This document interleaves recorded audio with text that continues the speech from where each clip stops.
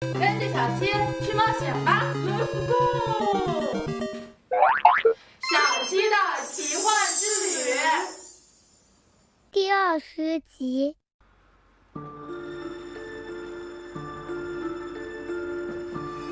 泡泡熊怎么还没回来？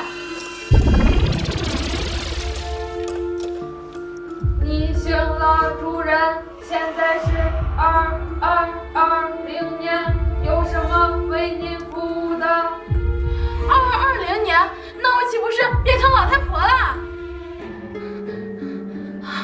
还好我一如既往的漂亮。不对啊，2220年，我难道不应该已经死掉了吗？你多大啊？我今年18岁，但是我们全部植入了永恒芯片，不会老旧，永远只有18岁。我不会还是在梦里吧？这都什么情况啊？主人，是你启动了我是机器人5号。不久后，我将会研制出仿真人类机器人6号。我怎么启动你了？你打开了脑中世界，并且是第一个走进脑中的人。你说的那个什么仿真机器人是什么意思啊？人类即将毁灭，仿真机器人将取代人类，成为新世界的主宰，走进全新时代。完蛋了，难道我会变成科技樱桃？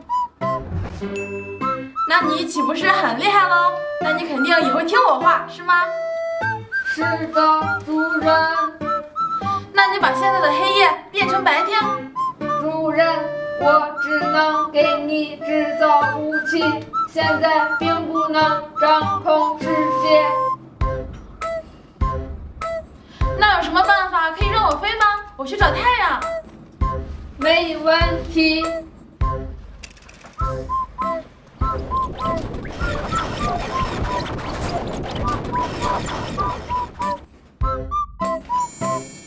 主人，这个是飞行器，背上它就可以飞了。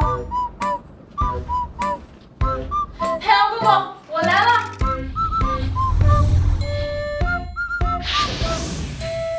太阳公公，听说你发烧请假了，你什么时候好呀？人类世界还在等着你上班呢。咦，就是那个擅自调节神奇闹钟的小淘气吧？太阳公公，我不是故意的，可是现在人类世界永远是黑夜，大家生活的很痛苦，你快上班吧。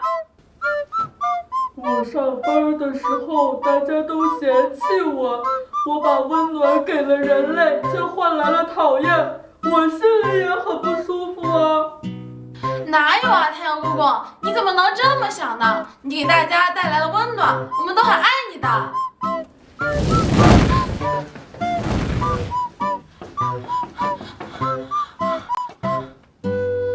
嘿嘿，我终于找吧，小淘气，你的小嘴可真甜。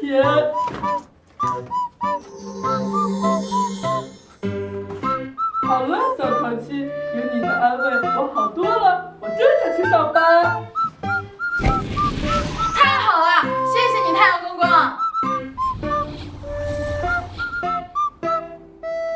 太好了，一切都恢复正常了，这下可以安心睡个好觉啦。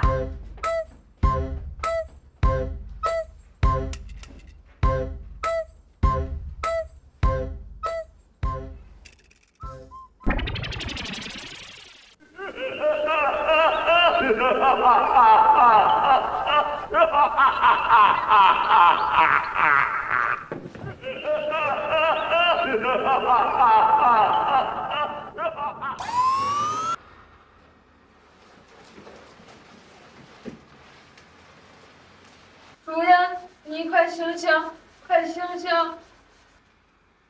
不行。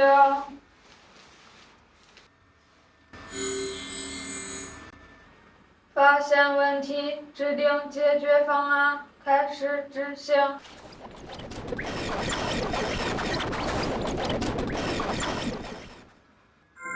茉莉森头，只说完成。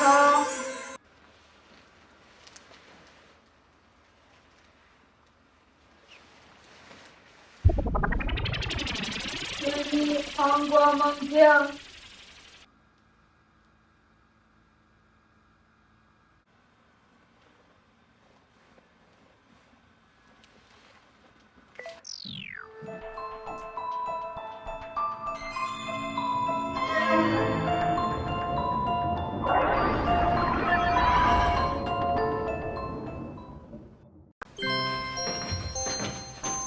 小朋友们，喜欢我们视频的话，别忘了点赞加订阅哦。我们下期见，拜拜。